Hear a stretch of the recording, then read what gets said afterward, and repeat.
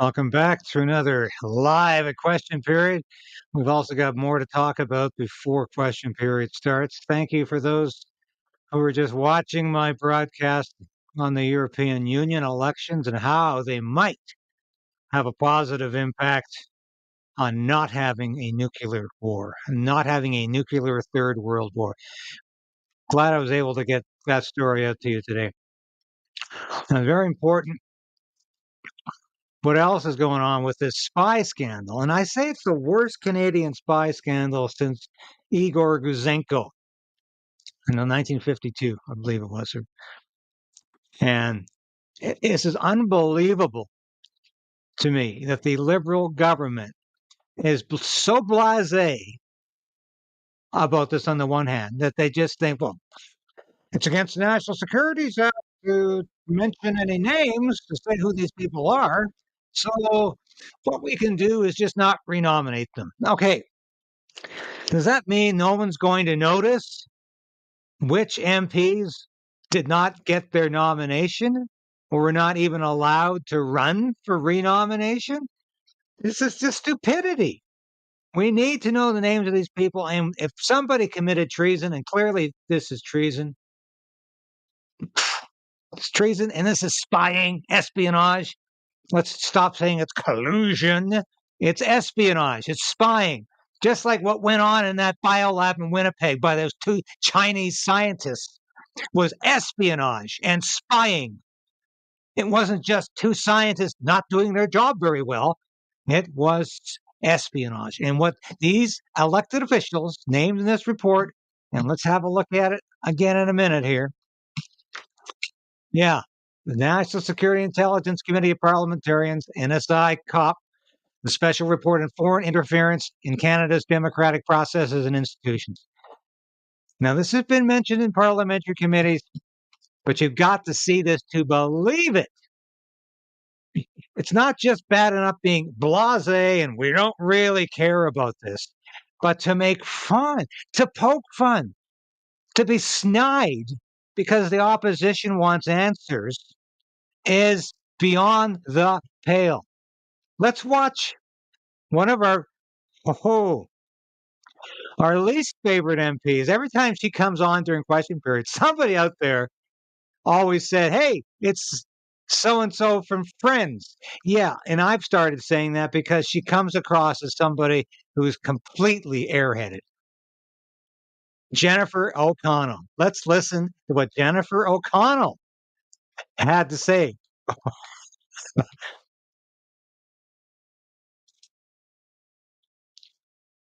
I'm going to see if I can read this here. But this is Jennifer O'Connell saying, boo hoo.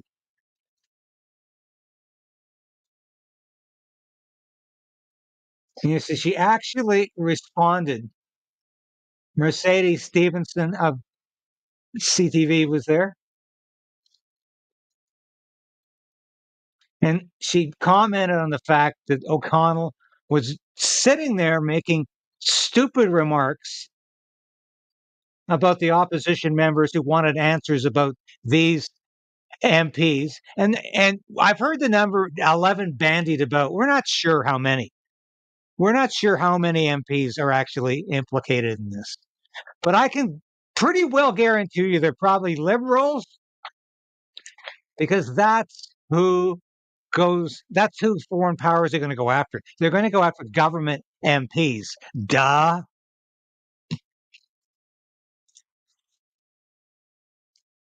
So I want to make sure, I want to see this comment here. All right. So Jennifer O'Connell actually responded to Mercedes Stevenson after Stevenson said, the conservatives demanding release of names, and O'Connell says, boo hoo, get over it. Jennifer O'Connell actually responds to the reporter, Mercedes, this is a mischaracterization. I was responding to frustrated CPC MPs complaining with points of order because their juvenile theatric attempts to generate dishonest social media clips failed spectacularly. Can you just see this woman saying that? Anyone can watch the interaction to see your claims are false. That's what she said to her staffer. Quick, get out, send something to Mercedes right away. But if you think about this for a minute, folks, think about this for a minute. Do you remember a day when an MP or even a low-level cabinet minister and a low-thinking cabinet minister like Jennifer Collins would never be allowed to liaise directly with any media personality of Mercedes Stevenson's caliber and rank in the mainstream media? This is a high-level talking head. Well, I actually have a lot of time for Mercedes. She's done some good work over there. But this is a high-level anchor. And the Liberal Communications Department, the PMO, would not want MPs or cabinet ministers making points directly with journalists this way. So this is another indication that the Liberal government is falling apart. Let's have a little more here. Yes, there she is, going on.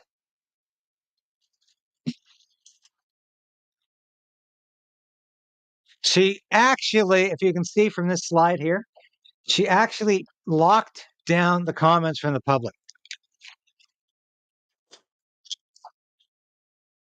They were so bad, she had to lock the comments down. But this is a contemptible Liberal member of Parliament who's totally out of her element. Minister, I wanted to focus on foreign interference and its impact on diaspora communities, something that Mr. Virani actually touched on in his opening testimony. I know you've spoken about in the past as well. Point of order, Chair. Mr. Dennis on point of order. Thank you, Chair. During Mr. Caputo's round at the end, Ms. O'Connell was literally shouting at him across the floor, and now she's saying, "Boo-hoo, get over it." Respectfully, Chair, I think you should call this member to order. It is a point of order. You're shouting, Mr. Dennis. Shouting at another member.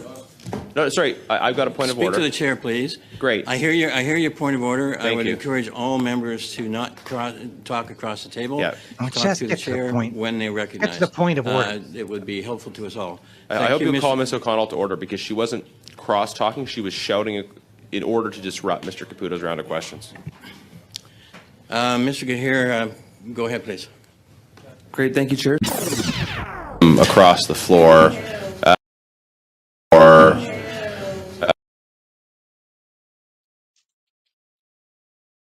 So you can clearly hear the boo-hoos going on here.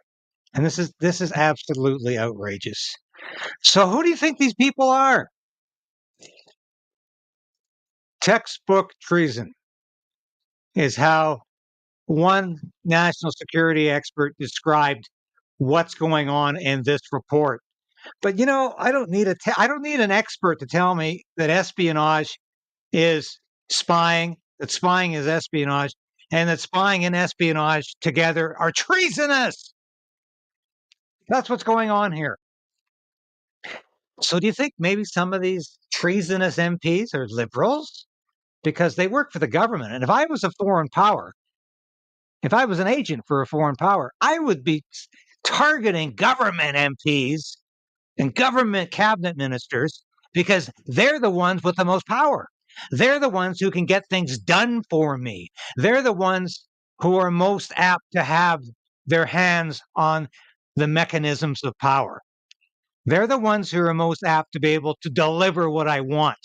Opposition MPs, backbench MPs, can't do much for China. Not in a position to do much for China. Government MPs, yeah. Chairmen and chairwomen of committees, even more so. Cabinet ministers, you bet. I've always wondered, the China Council for International Cooperation on the Environment and Development. I'll only put it this way. What the hell is Environment and Climate Change Minister Stephen Guilbeault doing as a member of this council? I'm not making any connections. I'm just asking the question. Because have a look here. Canada's Environment Minister is the China Council's vice chairman. Remember last September, he flew to China to meet with his communist friends? And I wonder what they discussed. Do they expect any favors from Stephen Guilbeault? I don't know. Because I haven't seen the report. It's redacted for members of the public. Justin Trudeau knows. Chrystia Freeland knows. Why do you suppose the Liberals don't want to talk about this report and who these MPs are? Why do you suppose they are actually poking fun at opposition members who are demanding the answers, who are demanding the Canadians have a right to know who these treasonous MPs are? I wonder if they have something to hide here. I can tell you this, that I find it very suspicious that Stephen Guilbeault is a member of this council. And I think that's something that should be looked at very carefully. And I know that at least one former Liberal MP has suggested that Guilbeault is not only a proud socialist, he's a Marxist, and he actually called him a Manchurian candidate. So I'll let you connect those dots. I'll let you add that one up. I'll leave that to your discretion. Because there's clearly something amiss here. There's clearly something wrong with this picture. And I think Canadians need to know who these MPs are, and they need to know all the facts because this can't continue in a democratic country. We need to know who in the House of Commons are friends of Canada and who are friends of China or other foreign powers. And don't for a minute believe that these foreign powers named in this report are anything other than China. China is the principal involved. This is not a problem with Russia. It's not a problem with India.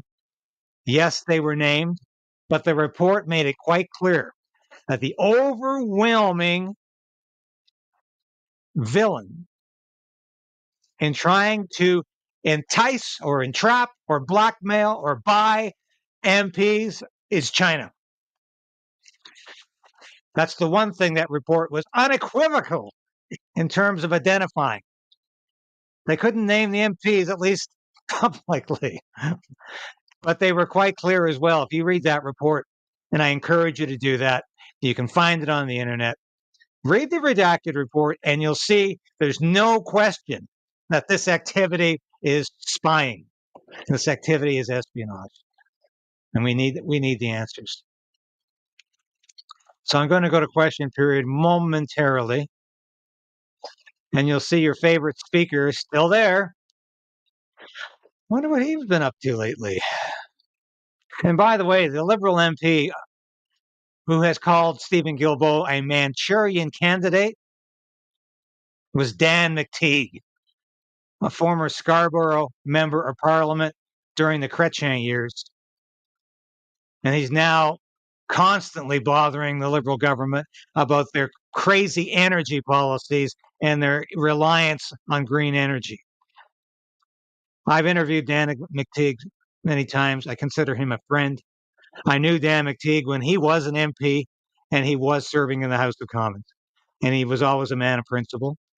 So I found his description of Stephen Guilbeault as a Manchurian candidate as a very interesting description.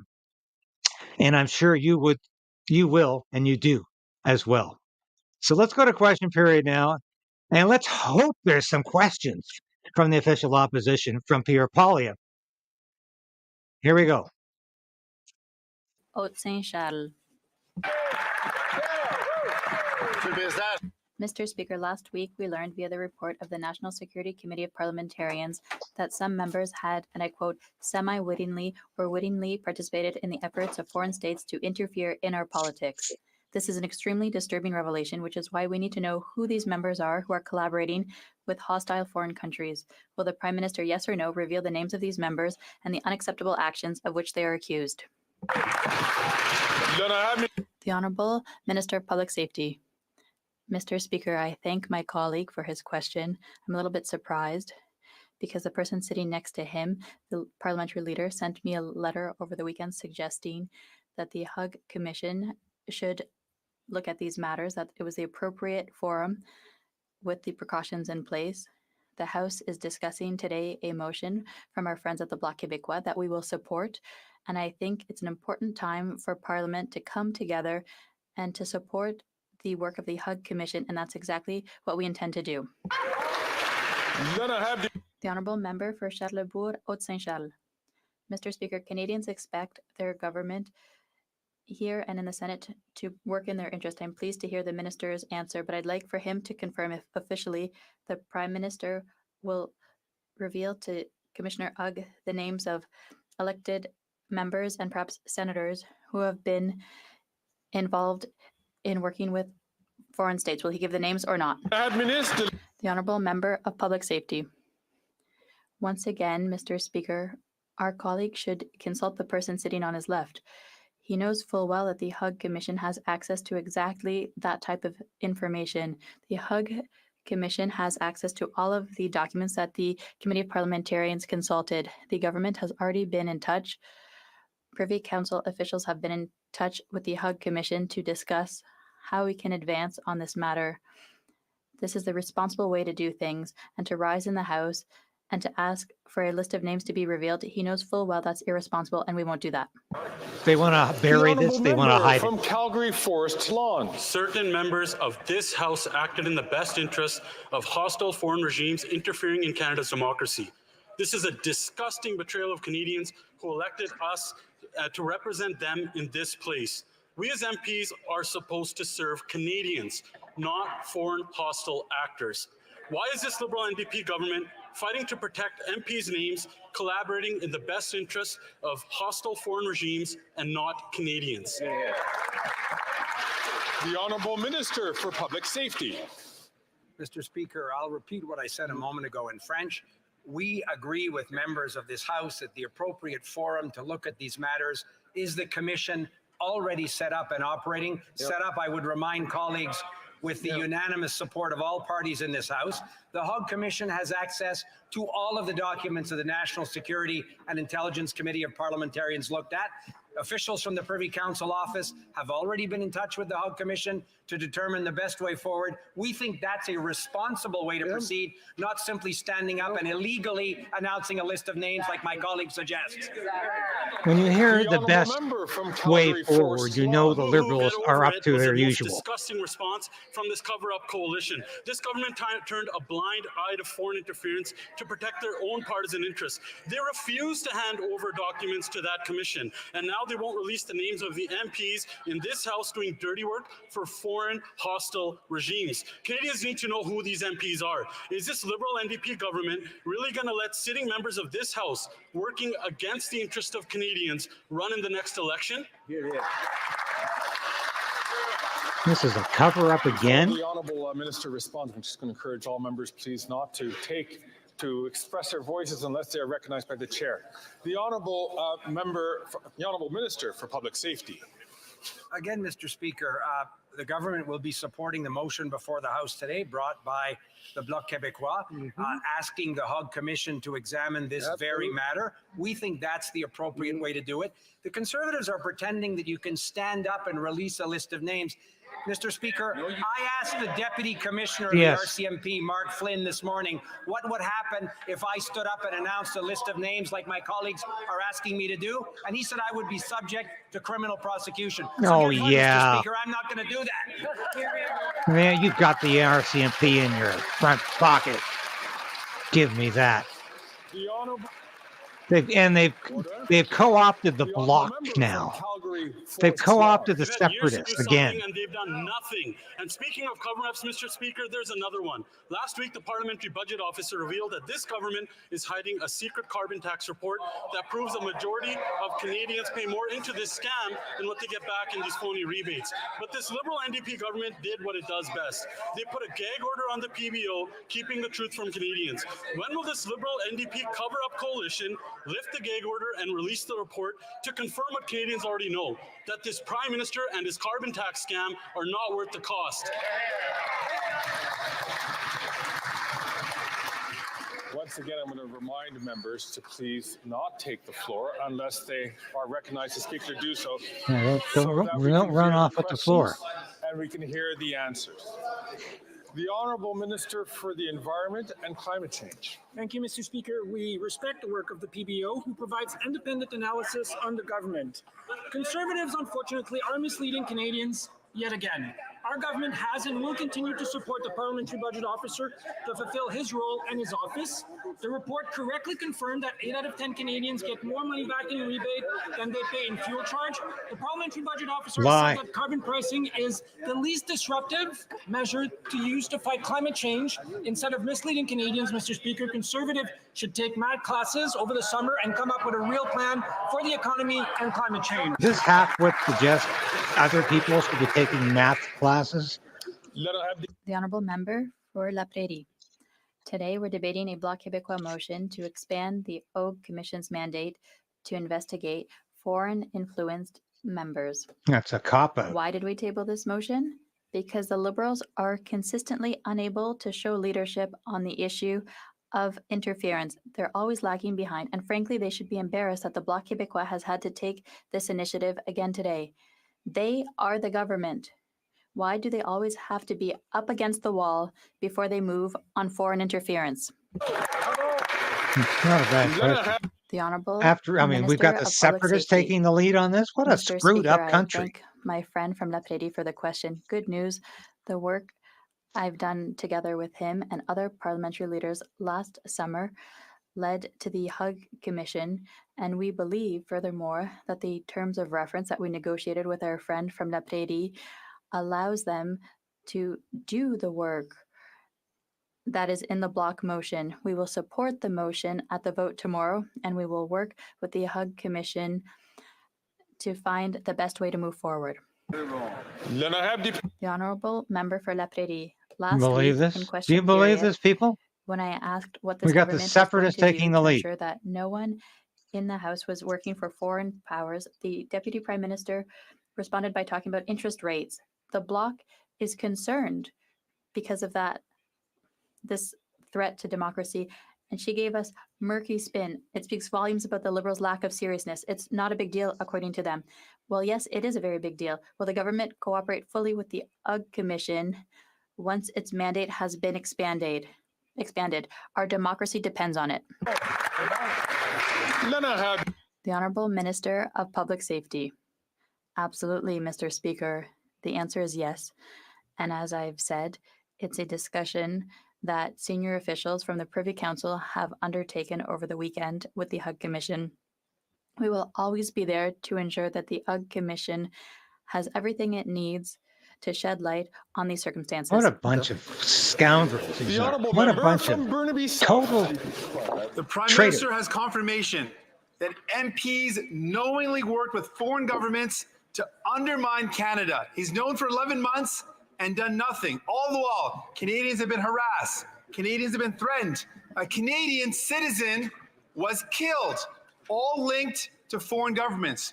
Why has this Prime Minister failed to protect Canadians? What about you, Jughead? You failed to protect Canadians. You're part of this The government. leader of the NDP for the question. Obviously, the most important responsibility of any government is to protect its citizens. Far from not taking this matter seriously, our government has been the only government in the history of Canada to set up a series of measures to detect, disrupt, and prevent foreign interference. We're very pleased that members of this House are working collaboratively to support government legislation before the House right now to give additional tools, create additional criminal offenses to hold those to account who might seek to interfere in our democratic institutions, and we'll continue to always do this important work. The honourable member for Burnaby South. Put a bag over your head, For Dominique 11 weeks and done LeBlanc. nothing. Depuis 11 semaines. For 11 weeks, the Prime Minister has known the names of members potentially working with foreign governments such as India and China. For 11 weeks, he has known about MPs potentially assisting a government that may be responsible for the killing of a Canadian citizen. Why hasn't the Prime Minister done anything in those 11 weeks? The Honourable Minister of Public Safety. Mr. Speaker, on the contrary, our government is always working to protect democratic institutions, strengthen the measures that are necessary to ensure the integrity of our I'm electoral sure process. you are. Law enforcement, CSIS, are always working and take their responsibilities seriously. I have full confidence in the national security agencies, and I have full confidence in the Hug Commission to examine precisely the scenario my colleague brought up. The honourable member from Peterborough, Kawartha. After 9 years of this Liberal NDP government, here's the facts. 1 in 5 Canadians knows someone accessing a food bank. 25% of Canadians are going hungry, and 44% feel financially where worse Polly off than is just today. 1 year ago. Canadians aren't doing well despite this Prime Minister gaslighting them.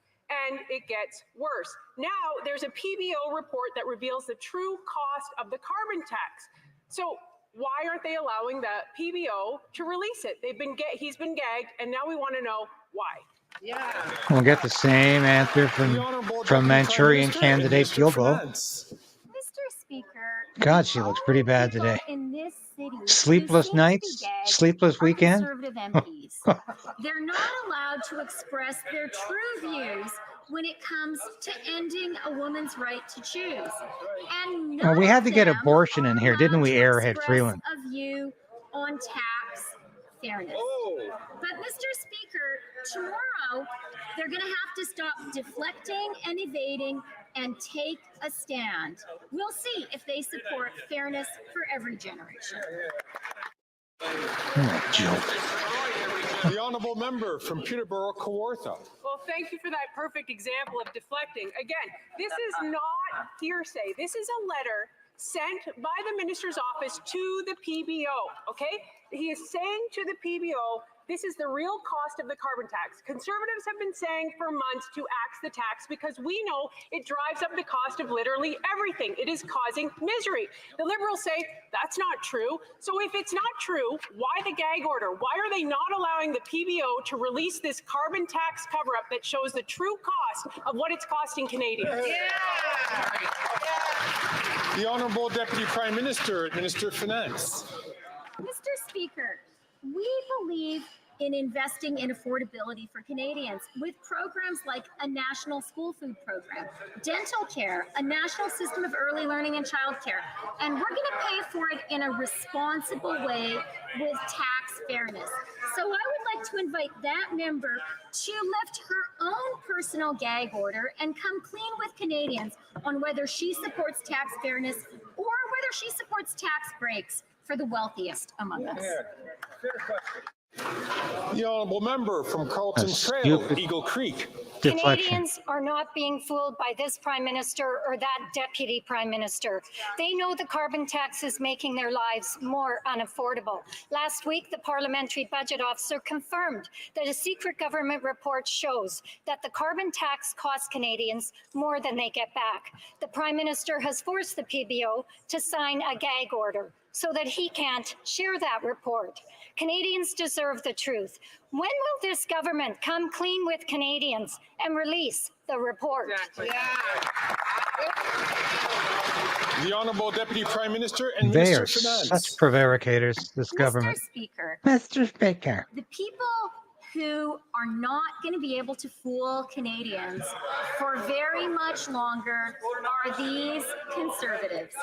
For days and days, for What an weeks idiot. and weeks, they have been dithering and deflecting and evading when it comes to our proposed measures on capital gains.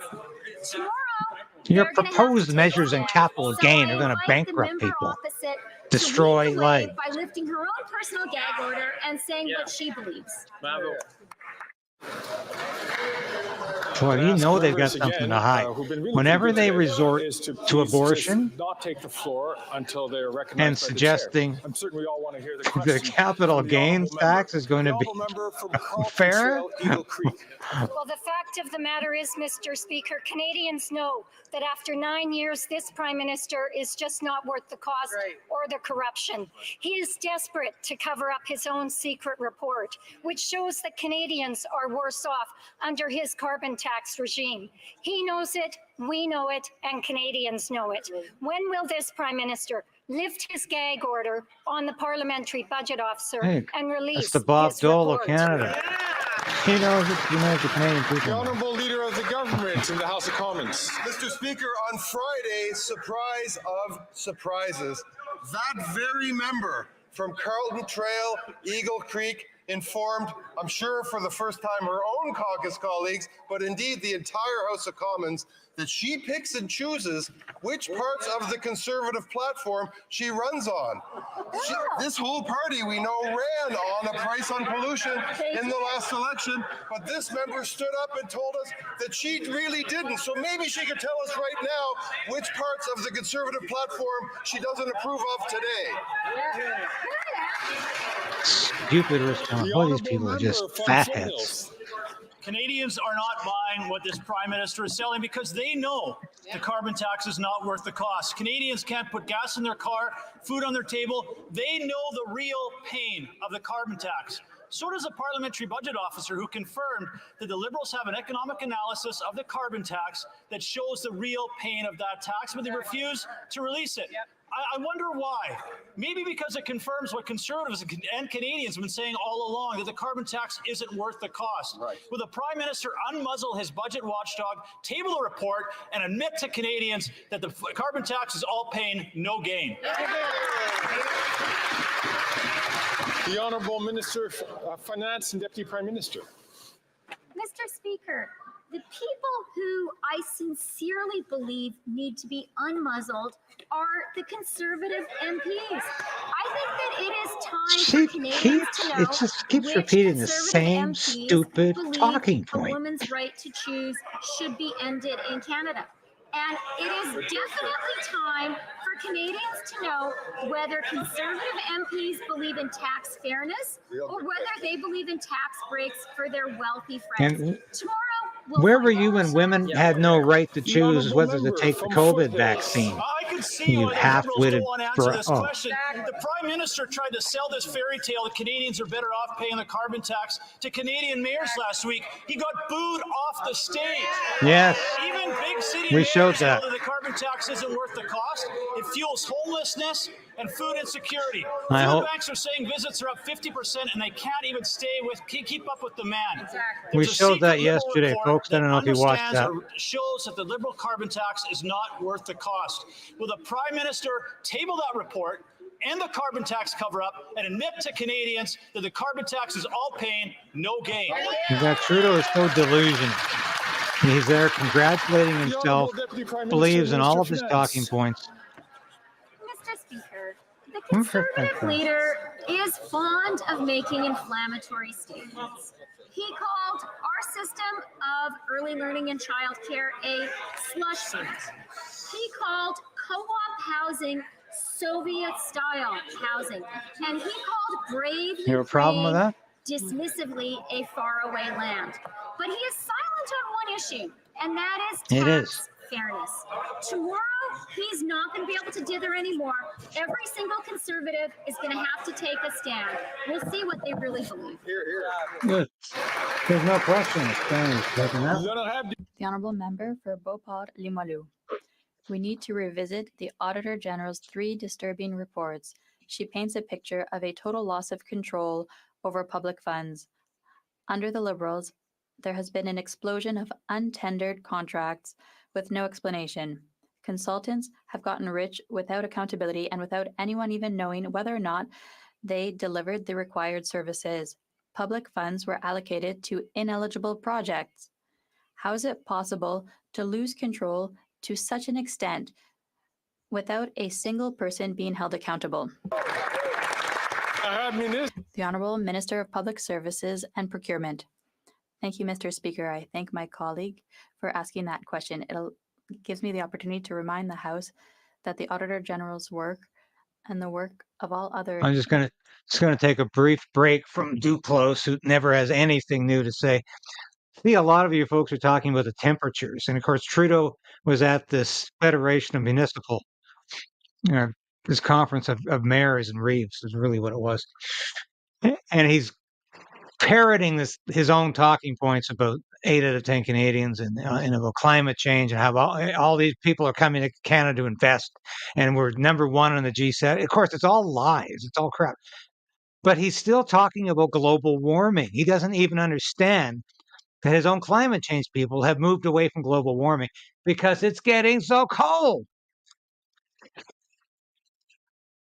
It is so cold in Ottawa today that I'm sitting with a heater on in my studio, and I've got a turtleneck on because I can't wear a short. It's freezing here, and yet Trudeau is talking about global warming. It just amazes me how incredibly stupid and delusional this prime minister is, and everybody in this front bench, including this idiot here, Champagne. That criticism usually comes from the We'll Conservative go back Party. to the clown As she show. knows very well, on STTC, this is an organization that was created by Parliament.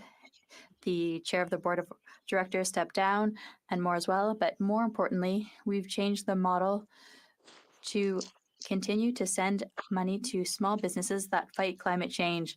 Many of them are in Quebec, Mr. Speaker. So on this side of the House, we will always do what's needed to ensure governance and support our small businesses throughout the country. The Honourable Member for Trois-Rivières. The Auditor General's reports, especially the one on McKinsey, do much more than expose specific problems. They are about the Prime Minister's entire record. These reports portray a government that has no Thank you for your qualms comments, about folks, breaking its about own this. rules. Appreciate it. A government that Because this is doesn't insane. sweat the ethics. A constantly negligent government under which a culture of complacency and waste of public funds has emerged. In its report on McKinsey, the AG points to a widespread problem. It's not How always can this beautiful widespread there. problem I've be lived there. resolved You when, can in get the end, snow it is in merely the July. result of the Prime Minister's Don't leadership give me style? that. The Honourable Minister of Public Services and Procurement. Thank you, Mr. Speaker. Thank you once again to my colleague. I'll note the same things I summarized earlier. The work of the Auditor General is essential on this issue, but on many other issues where her guidance and recommendations change the way we can improve services to Canadians, including by increasing confidence in processes. We have many other things to do as well. For example, continuing to invest in the middle class. There was a good announcement last week. For the first time, interest rates have gone down. The honourable member from Lambton, Kent, Middlesex. After 9 years, this Prime Minister is not worth the cost. Canadians are struggling to afford food, and the NDP Liberal government doesn't care. From their carbon tax to red tape to the ban for plastics for produce, every single bad policy that this government announces hurts our farmers and makes food more expensive. One farmer paid over $25,000 in a single month in carbon tax alone. Farmers can't absorb these costs. And no, they don't get a rebate check. So when will the NDP Liberals get out of the way and pass Bill C-234 in its original form? Honourable Deputy Prime Minister and Minister of Finance. Mr. Speaker, we do believe it is essential to make investments to make life more affordable for Canadians. That's why we have put forward the most ambitious housing program in Canadian history. That's why we are making dental care available to 2 million Canadians already. That's why we've created a national system of early learning and childcare. And we know it's important to pay for this in a fiscally responsible way. So we have a plan for tax fairness.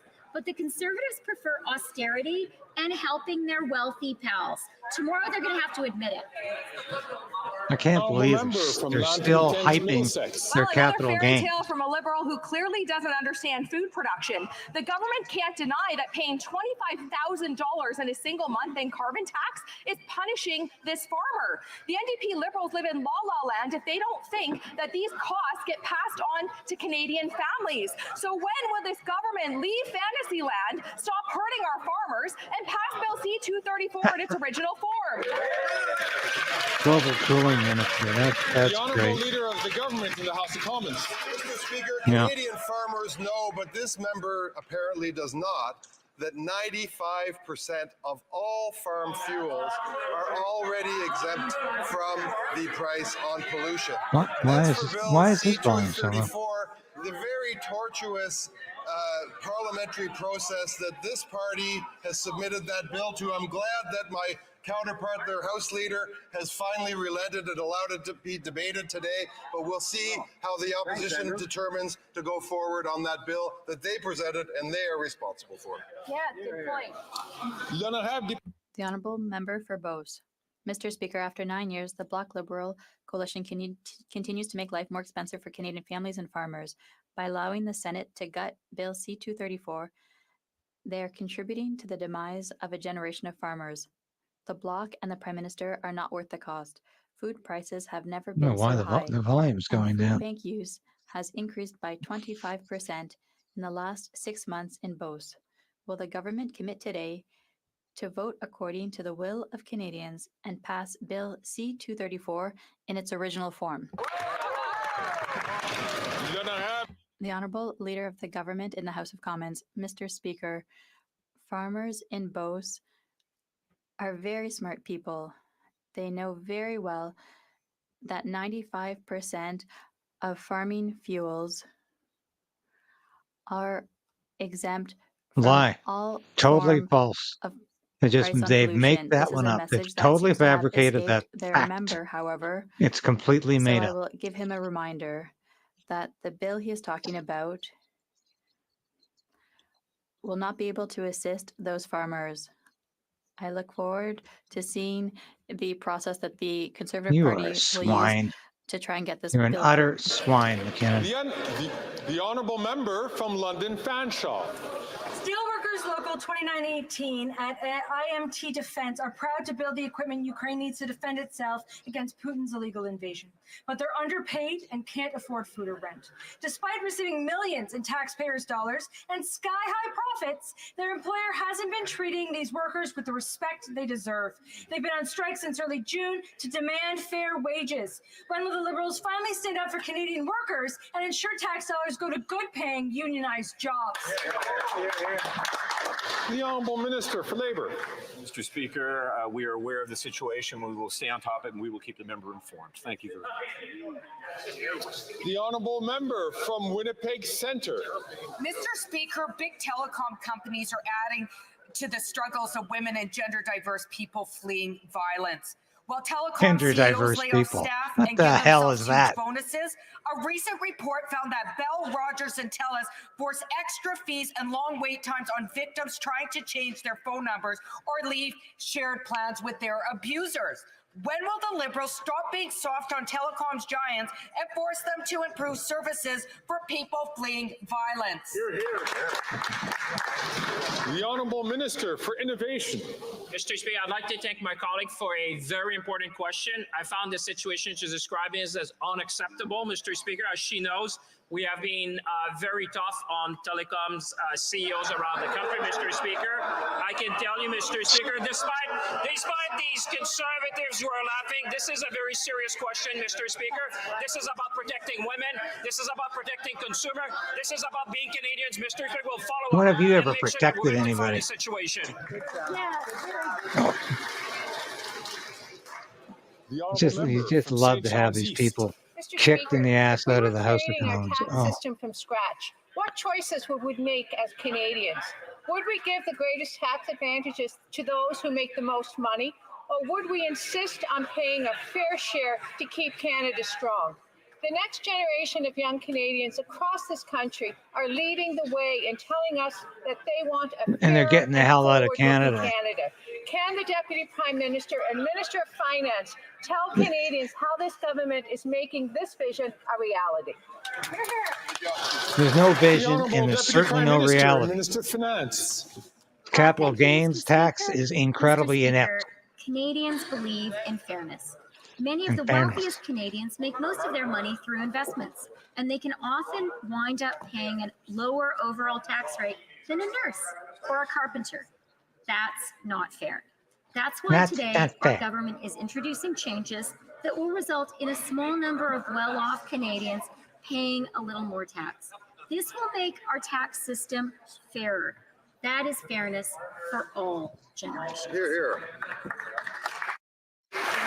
The Honourable Member from Thornhill. Speaker, the Prime Minister was warned multiple times about security threats from foreign interference. He was told measures to protect something as fundamental as our democracy were insufficient, and he repeatedly failed to do anything about it. We now know that members of this House knowingly assisted hostile foreign states against Canada's interests, and the government hides behind national security and cabinet confidence while these members are still allowed to sit in caucus, sit in this House, and serve their communities second. They've redacted and withheld documents from the Hogue Commission. So will they hand over all of the documents unredacted with names? The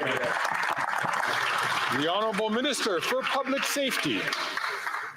Mr. Speaker, as I said earlier in question period, our government has always collaborated with the Hague Commission and senior public servants who are responsible for decisions around redactions work collaboratively and constructively at all times. And as I said, Mr. Speaker, obviously the government will ensure that the Hague Commission has access to all of the documents necessary to do the important work that we've asked them to do. That's been our position since we created the Hague Commission, and that will continue to be the work we'll do. Honourable Member from Thornhill. A really long way to say no. Canadians want to know who is working against. I'm going to just stop the Honourable Member just so that we don't injure either our interpreters or other members who are listening on the earphones. If there's any earphones which are near a microphone, I just ask members if they could put them in the proper place to make sure that we don't get that Larson effect. The Honourable Member from Thornhill from the top, please. Saying that that is a very long way to say no. And Canadians deserve to know who is working against Canada. Their responses have been a convoluted finger-pointing exercise of secret committees, or worse, dismissive, boo-hoo, get-over-it statements from someone who once sat on the very committee that just... I'm going to just stop the member once again. I see that members are not having any translation services. I'm going to continue talking until... Do they hear a translation at this time? Yeah, they're having audio problems today. Do we hear translation at this time, members? Or is there any translation into French? Yes, there is. I'm going to ask, once again, the Honourable Member to start from the top. Mr. Speaker, Canadians deserve to know who is working against Canada. And the best way... What the hell is I'm just going going to on? ask the Honourable Member, we seem to be having some translation difficulties. Could I ask the Honourable l'honorable député de Joliette? Monsieur le Président, l'interprète signale qu'il y a eu un effet Larson. Donc, il y a un problème, ils ne sont plus en mesure d'effectuer l'interprétation. There has been a feedback in the interpretation booth, which will prevent interpretation services from being offered. Surtout les députés qui ont la parole et peut-être leurs voisins, pouvez-vous vous assurer que for the members of Parliament who are asking the questions, I'm just going to ask for the neighbors as well, just to make sure. Interpretation services have been interrupted due to an acoustic incident.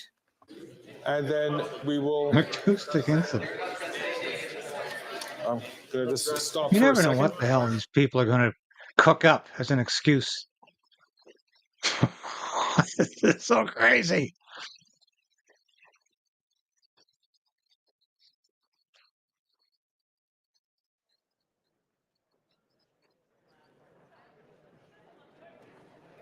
Chers Yeah, collègues, Il faut qu'on suspende les travaux de la Chambre pour quelques instants, juste pour faire une mise à jour. Ladies and dear colleagues, we're just going to suspend the House for a couple of minutes as we explore further on this issue.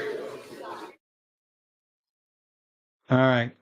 We're going to linger for a while. If this goes on and on, we won't, but a couple of things to say.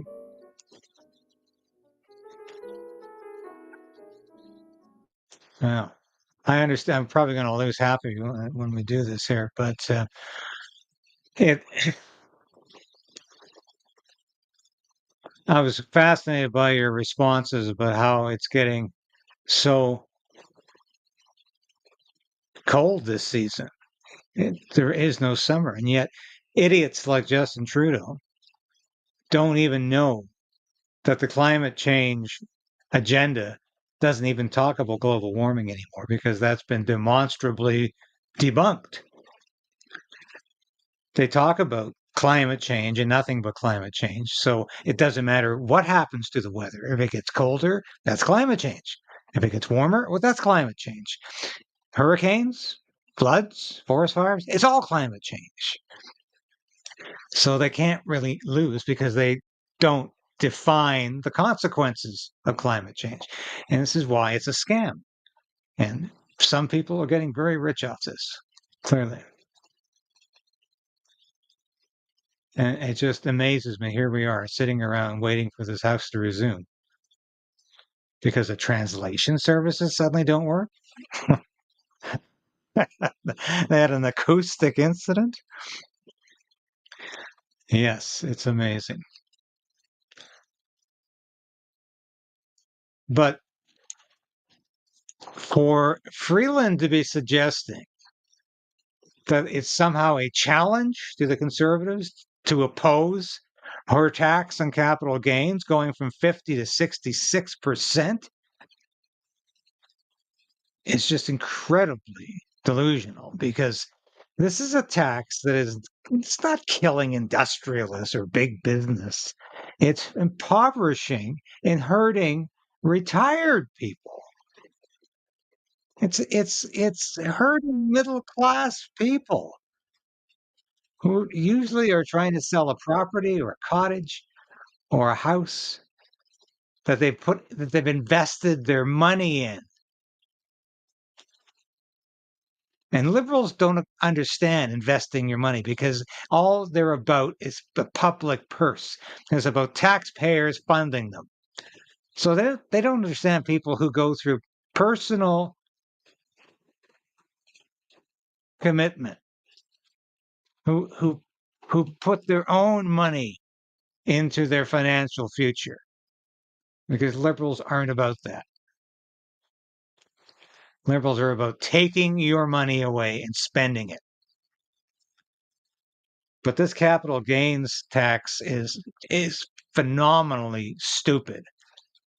And only somebody as inept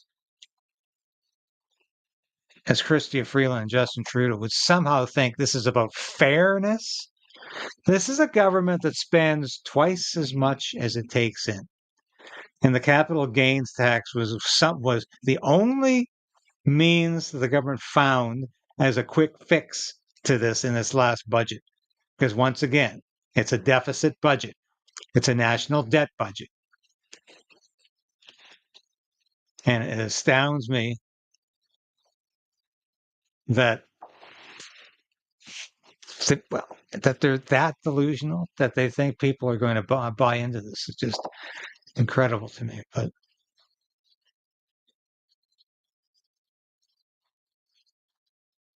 so we will see here. So I got anything else to add?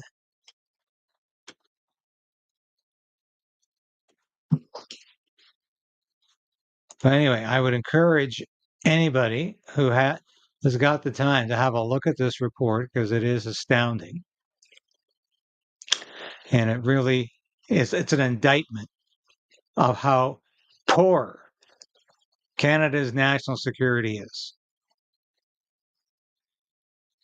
And the fact that we've got this group of MPs who have cobbled this thing together. And now we've got the government saying we're going to bury it in another investigation.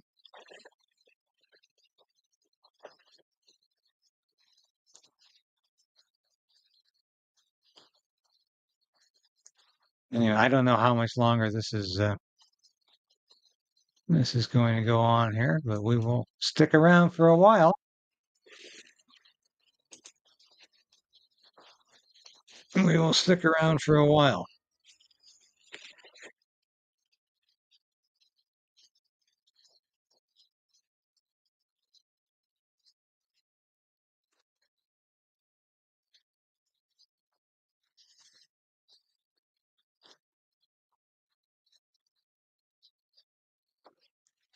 I'm gonna have a look at some of your comments here while we're waiting.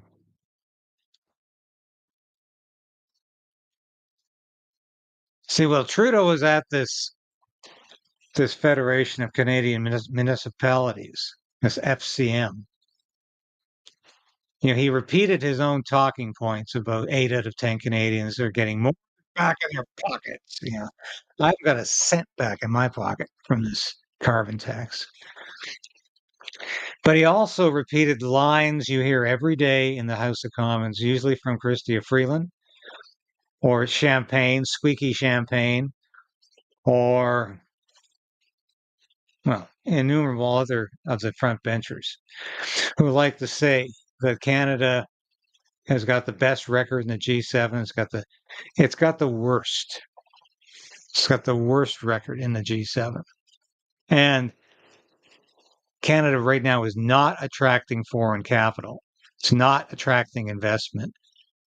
Quite the reverse. Money is leaving Canada in droves. We are going to be so poor as a result of this. By the time there's a change of government in October, well, if we have an election in October 2025, there is going to be that much more grief to clean up.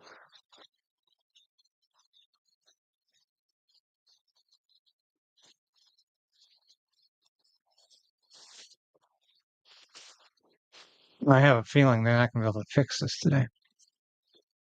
But hey.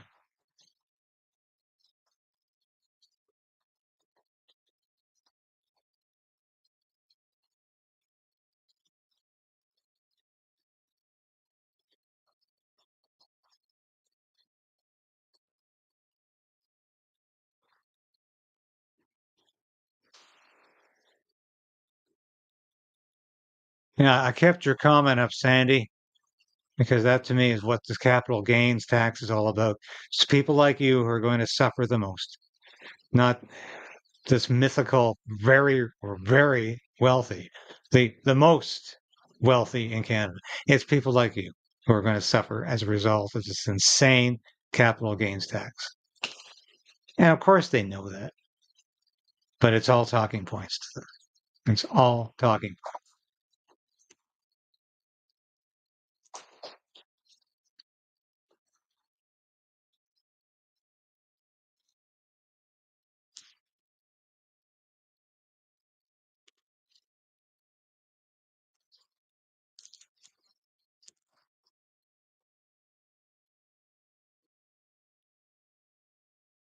Anyway, anyone watching this later, just obviously please fast forward to the end of this distraction. This is the sort of thing that would have to happen under Greg Fergus, one of the most mind-bogglingly inept speakers in the history of Canada. But it is interesting. We're all here. It's all by design, yes.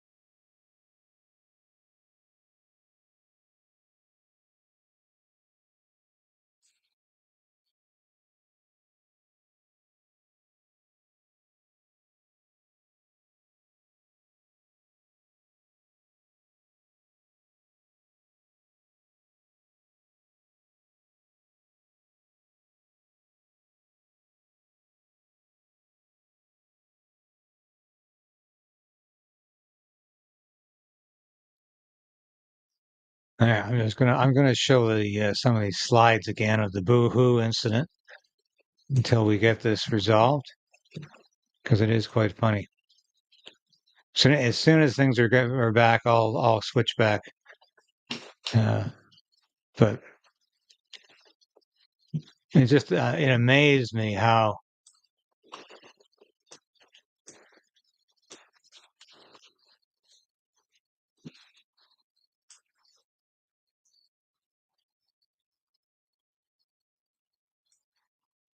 Minister, I wanted to focus on foreign interference and its impact on diaspora communities, something that Mr. Virani actually touched on in his opening testimony. I know you've spoken about in the past as well. Point of order, Chair. Mr. Dennis on point of order. Thank you, Chair. During Mr. Caputo's round at the end, Ms. O'Connell was literally shouting at him across the floor, and now she's saying, "Boo-hoo, get over it." Thank you. Respectfully, Thank you. Chair, Thank you. I think you should call this member to order. It is a point of order. You're shouting. Mr. Dennis. Shouting Mr. at another Dennis. member. No, sorry, I've got a point of order. Speak to the chair, please. Great. I hear your point of order. I would you. encourage all members to not talk across the table, Yeah. to talk through the chair when they're recognized. It would be helpful to us all. I hope you call Ms. O'Connell to order, because she wasn't cross-talking. She was shouting in order to disrupt Mr. Caputo's round of questions. Mr. Gahir, go ahead, please. Great, thank you, Chair. Across the floor.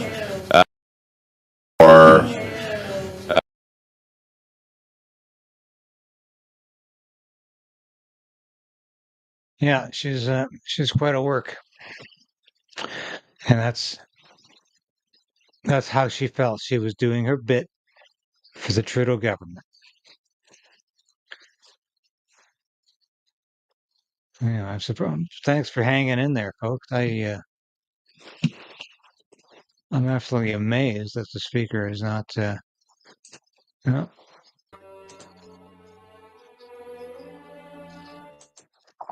Speaker has not brought us back yet. I have a feeling this is not going to go much longer. I'm just trying to make a decision as to whether to bring in some more video.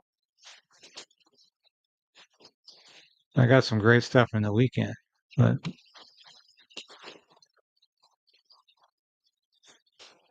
let's see what else I can bring in.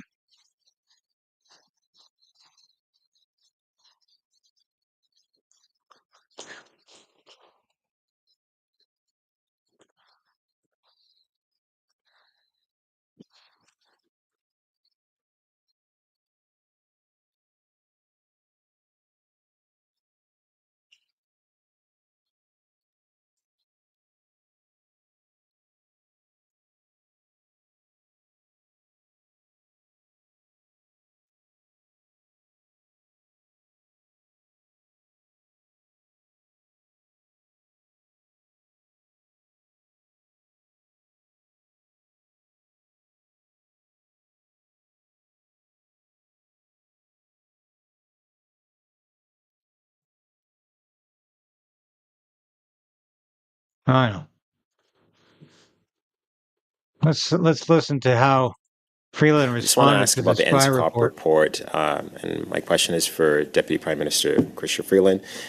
The report describes behavior that might constitute treason, and yet we've seen no charges. Does that concern you? Thank you for the question. I want to start by thanking the committee and the chair, David McGuinty, for their very serious work on this. I think that their work, the cross-party nature of that committee, the seriousness with which they have approached this, the real way that they have been fearless in putting the national interest first in this work is really exemplary and shows our parliament, our parliamentarians at their best. Our government takes foreign interference extremely seriously. I think your question is an important one because the findings of the committee are concerning, and they should be. As the Minister of Public Safety has said, we have confidence in our law enforcement bodies to do their job. And I am glad that our government has now put forward the strongest measures of any Canadian government when it comes to foreign interference, giving our law enforcement bodies the tools to act.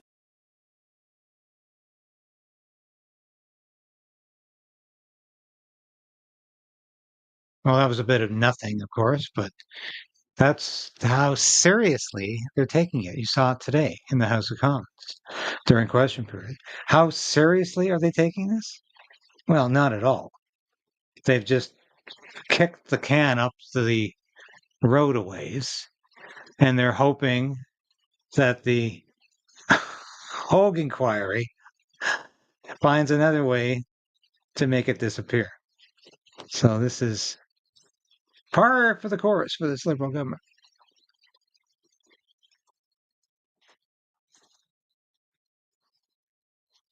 This could turn out to be the longest question period in history.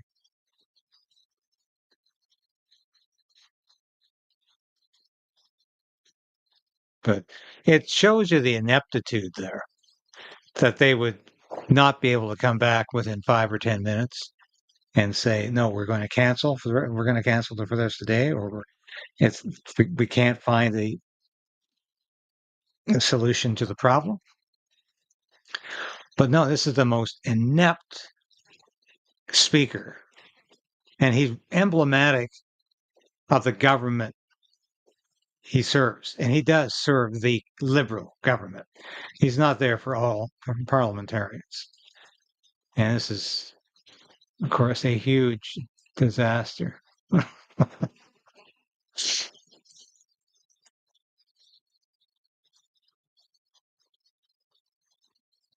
Let's see if anything else to talk about. I wanted to also mention here that where's that?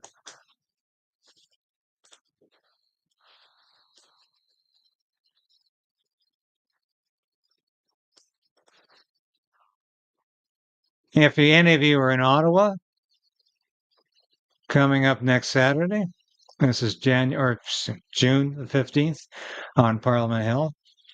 The success last week of the walkout, the school walkout to protest the raising of the pride flag was phenomenal. I've made this point several times.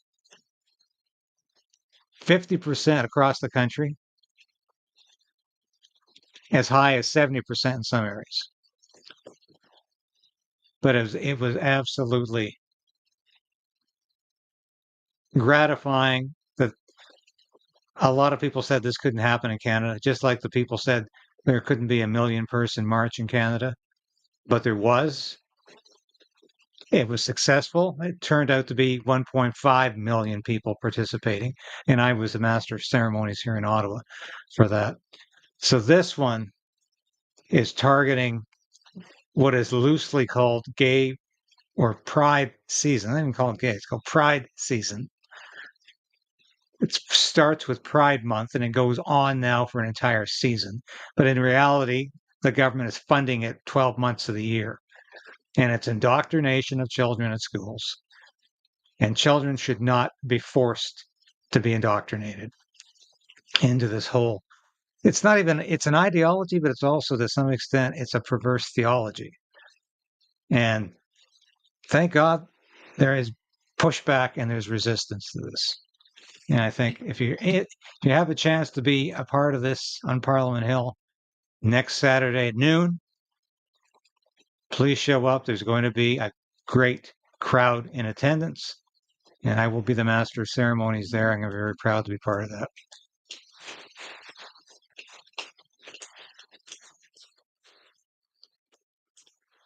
So we will, as long as the numbers hold up, I guess I can. I just cannot believe we're not getting any feedback.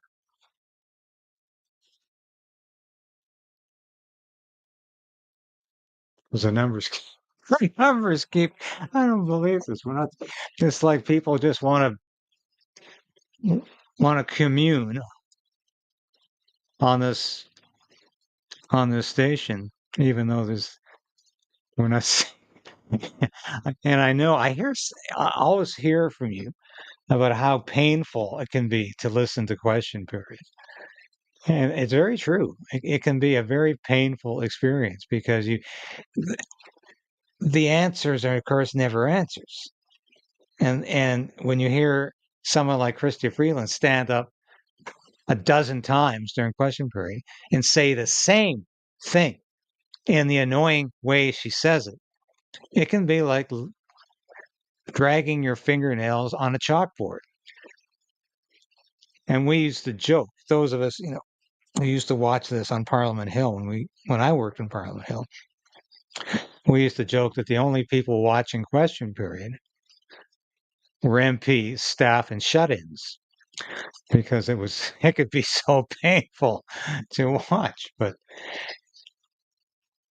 that is, it does incite, I think, a degree of inquisitiveness that we need in the public. If Canadians don't care what's going on in the House of Commons, then they get the kind of government they deserve. And it's just like, I'm happy to see the response over this revelation of the spying that's been going on.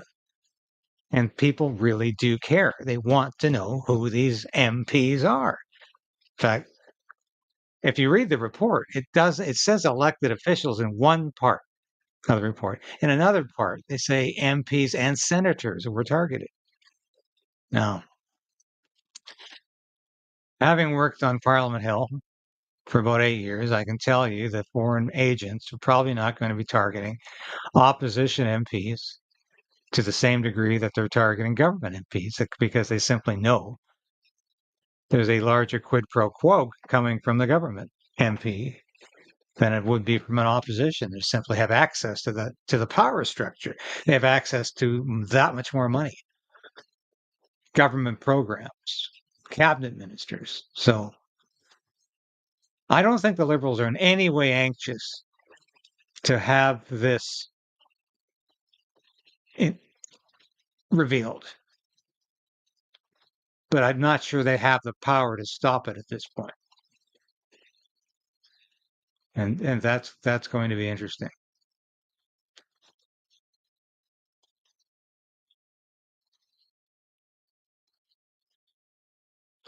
So anyway, I'll give it a little while longer, as long as these numbers hold up and everybody doesn't bail.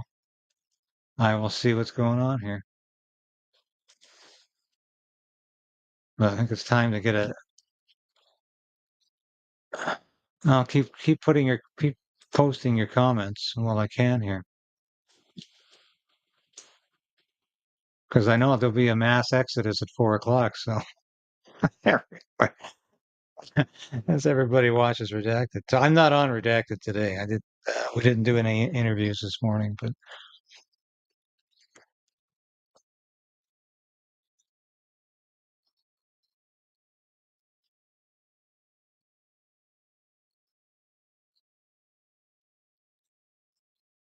that's an interesting comment. Yeah, whatever happened to Marianne Monsef? Yeah, she was quite prominent for a while.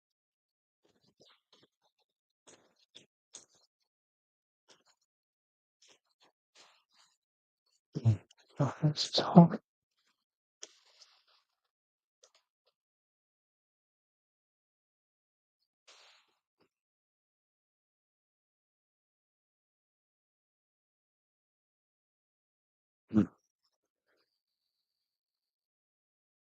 I'm running out of...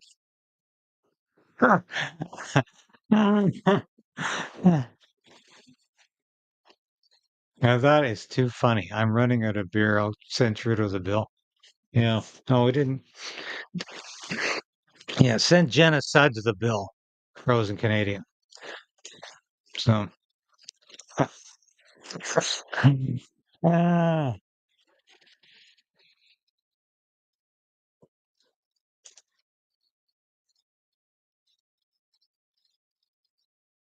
What do we have here? Breaking. Canada's being investigated by the United Nations for being racist bigots.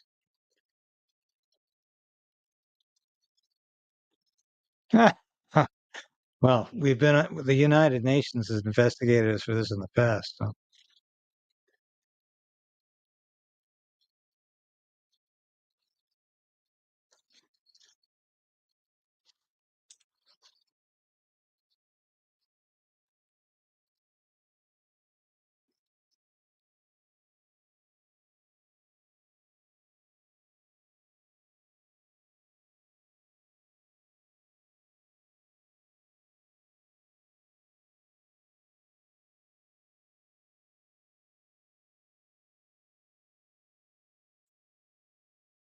Oh, I can't believe this.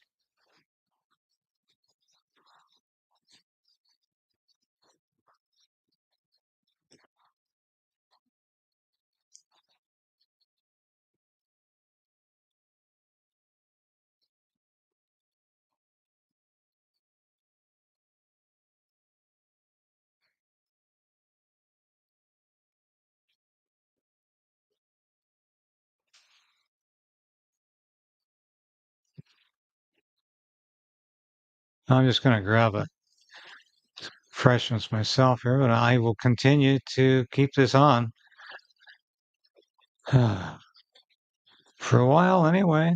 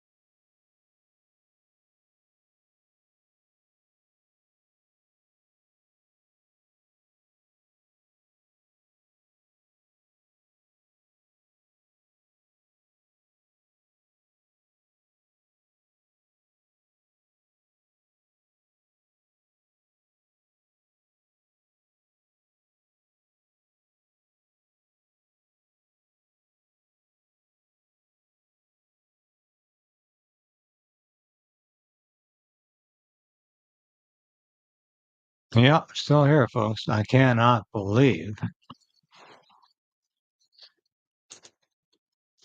the speaker would say, "We'll be back in a few minutes."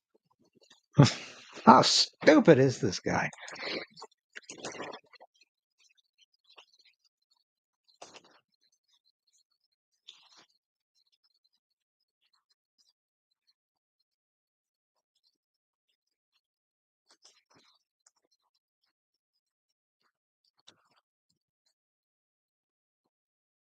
I can't recall anyway, anything like this occurring where they've suspended the question period. Certainly not because some microphone isn't working. Mm.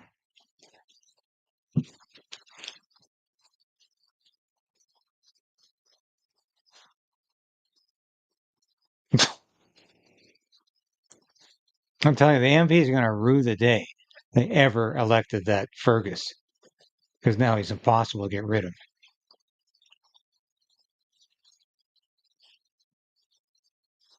You know, I'm sure the conservatives thought, "Oh, he's safe."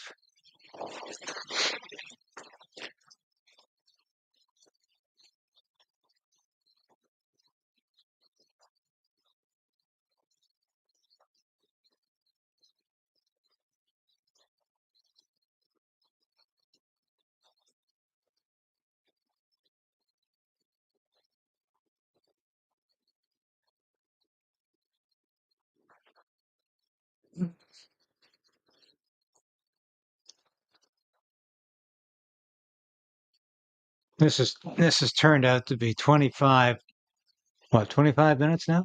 Yeah, at least. And they cannot get their act together.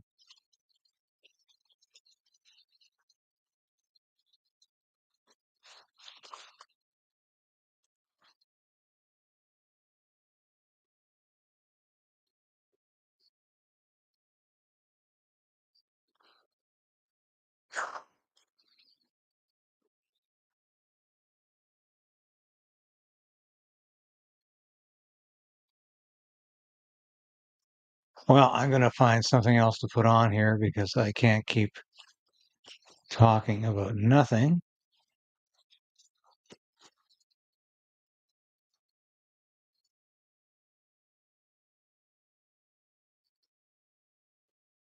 And I'm not sure how much longer this can go on. I'm going to find that. You heard, I think it was Melissa Lantsman who's referring to Trudeau being heckled. No, it wasn't. I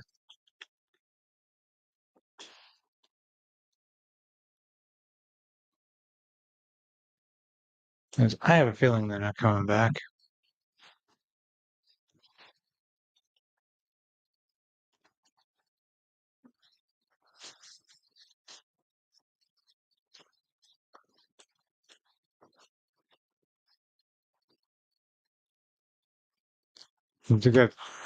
This is more productive. It's a common question period. Yes. Yes, I would say so.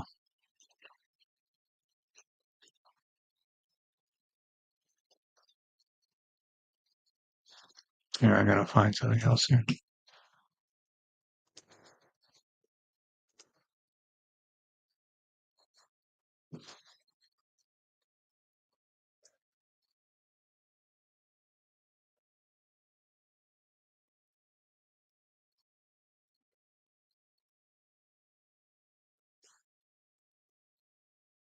Thank you very much. Thank you very much. Number two. Hello. The question This is how over delusional the Trudeau last is. We didn't see 10 this years, yesterday. you've This added was over $1 referenced in trillion the House of in Commons. debt to our national economy.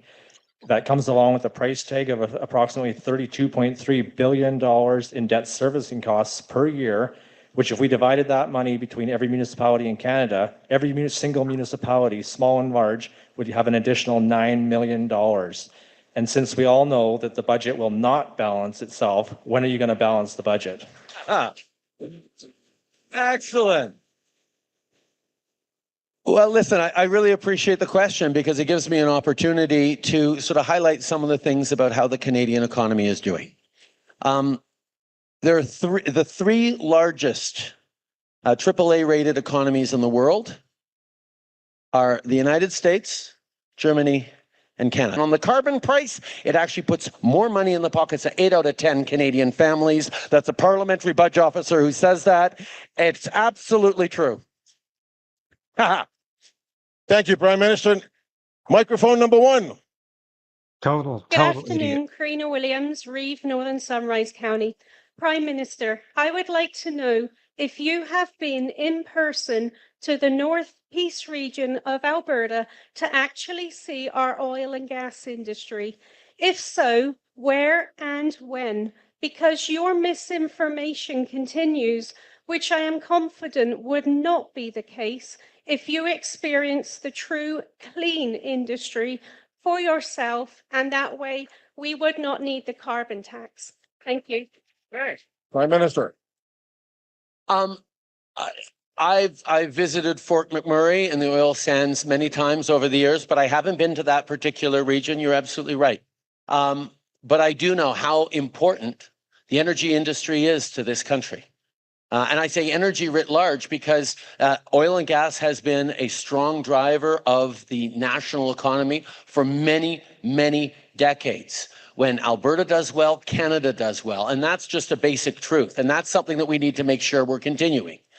The issue, though, excuse me, ma'am, the issue is that the world is choosing to reduce its carbon emissions right now. Investment is flowing where carbon emissions are being reduced.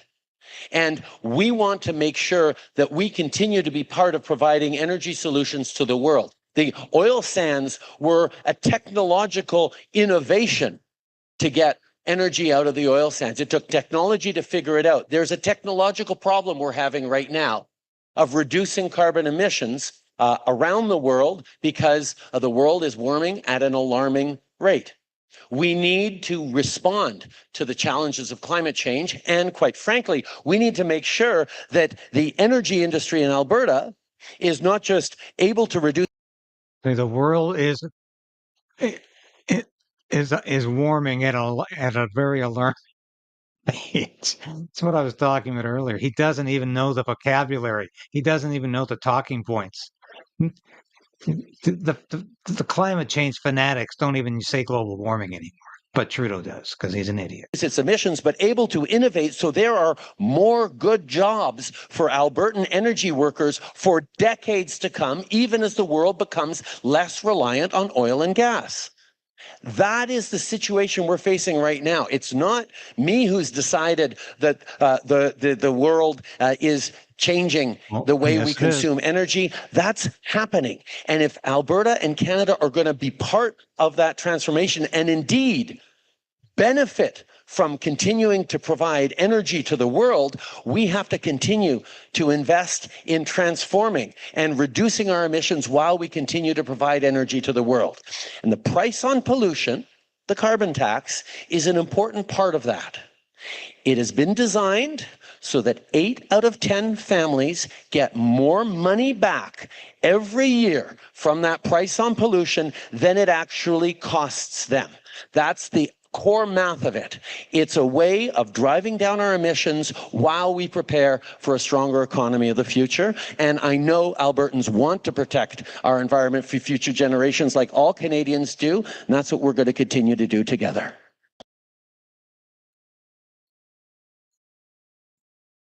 Yeah, so there you have it. This is the guy who talks about core math. He can't do core math. He can't do elementary basic math at all. But there he is, repeating the same lies he repeats every day in question period about Canada, the strongest G7. And nonsense. We're the weakest. We're the weakest. And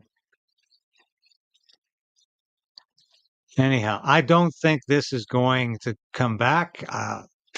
I can say this. I don't. If this happened in the House of Representatives in the States, they would have got this problem solved within 10 minutes at the most. Only in Canada, they shut down question period for now 40 minutes because a translation doesn't work properly. And the speaker obviously is inept. And the technical people on the Hill are obviously too inept to get it fixed. And this is all because some Bloc MP complained about the translation. But they clearly haven't got a clue what they're doing, and they don't know how they're going to get this fixed. So thank you for being there. Thanks for holding in. But I cannot hold on indefinitely here. We've been live for an hour and a half.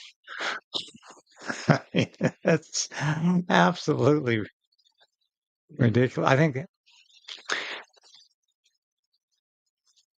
I honestly don't know what they're going to do. Like I said, I worked on the Hill for years. And this never happened. Are they going to have to make this time up later today? Have a longer question period tomorrow? Yeah, I don't know. But I'm not going to stay on here indefinitely. I know a lot of us are going to be watching Redacted at 4 o'clock. I don't think this thing will be resolved by then. So I am going to sign off shortly here. But you can't tell me there's not something peculiar about what's going on here, because the Liberals did not want to talk about this foreign interference this latest manifestation of foreign interference. They did not want to talk about who these spies were. They know they can damn well name these spies, and no one's going to be arrested for it. Least of all, Dominique LeBlanc. He's not going to get arrested for saying that. Do you believe he had that conversation with some RCMP officer? No, of course he didn't. He's making it up. He's lying as he always does. And they can say this because if it's deemed a national security crisis where the public needs to know, they can certainly override anything in the National Security Act that prohibits them from naming names. If this is so well documented, and this is a parliamentary committee that did this, they can certainly release these names. So we probably heard the best of question period anyway, but this could go on indefinitely, and it will with a stupid, inept speaker like Fergus in charge. And I think it's worthwhile saying this is highly suspicious. And secondly, this would never happen in the House of Representatives. They would get this problem solved. If indeed there is a problem, and I'm beginning to wonder because the Bloc seems to be in cahoots with the government on this issue. I mean, that struck me as bizarre from the beginning here. And believe me, had I believed this would go on for more than 5 minutes, I would have had something prepared to eat up the time, with the exception of my talking and finding videos that I have nearby. I'm not going to show you all videos that I have in my collection here for the next half hour if this is not coming back. But when I heard that the Liberals are using the blockheads to advance this issue, that they're using a separatist party to address a national security issue that the Bloc has nothing to do with. They're a separatist party. They're not a federalist party. They have no desire to be the government of Canada. They have no desire really to be the official opposition, although they did that once, and that was a travesty because they're not any monarch's loyal opposition. They are disloyal, they're treasonous. And what's ironic about this is we have the Bloc, which is composed of a bunch of treasonous bastards who are separatists, investigating or leading the investigation into whether or not we should reveal the names of maybe a dozen Canadian MPs who are treasonous as well, but probably from the Liberal Party. Does this strike any of you? And I'll say this at the end, because I'm getting fed up with waiting for these morons and inept technicians to do a job that should have been done in 5 minutes or 10. But does this strike you as absurd? Not just immoral, unethical, and contrary to all good common sense. Does it strike you as ridiculous that the Liberals would say, well, let the Bloc take the lead on this? A non-federalist party, a separatist party, a party that is just as treasonous as these spies. Is this bizarre or what? Is this what Canada has come to? Is this what Canada is all about? We have an inept federal government that can't even handle this situation of foreign interference in a competent way. So they have agreed behind the scenes with the Bloc Québécois, and they're going to let the Bloc do it. They're going to let the Bloc take the lead. They won't even let the official opposition take the lead on this. They're going to let the third party. Oh, here we go. We're back. Conducted changes to our process. Thank all members for your patience. Before we continue with question period, I'd like to just take a moment to explain to you why the delay. First of all, I'd like to reassure all members, I know many members have come up to the chair wanting to know if any interpreter had been injured. Je suis très content. Any interpreter has been injured? Tell you that No interpreter was injured. This is just because of another this feedback embarrassment event. for Canada. Just like this guy is an embarrassment for Canada. Toutefois, nous avons Nevertheless, we have a protocol in place to ensure the safety at work for our interpreters. encouraged all members. The Larson effect is a very serious effect for our interpreters. Their ears are their tools, and their ears help us, of course, do the work All that right, we get do on here with in it, the House. Fergus. I'm going to ask members, out of an abundance of caution, is that when you're if the earphone is not on your ear, could you please put them in your desk? I don't believe this. De cette façon-là, They're back. In this way, we will ensure there is no chance of having an injury here in the House of Commons. J'aimerais aussi remercier la I would also like to thank the new team of interpreters in place. As the protocol indicates, when this situation occurs, we bring in a new team. So thank you to these interpreters for their work. Longest question period on record. So, colleagues, we are going to continue where we left off. We'll continue where we left off. The honourable member from Thornhill from the top. Oh, sorry. Also, one last thing. I'm sorry. Well, thank goodness we have the clerks to remind me. You will find that the default setting on your earphones has now been set to low. So for those who are expecting interpretation, you will have to turn up the microphone. Alors, le volume maintenant. So the volume for everyone has been put to the minimum. By the time they So get if you back need to it. interpretation, you will need to increase Paul. the volume for your earpiece. The honourable member from Thornhill from the top.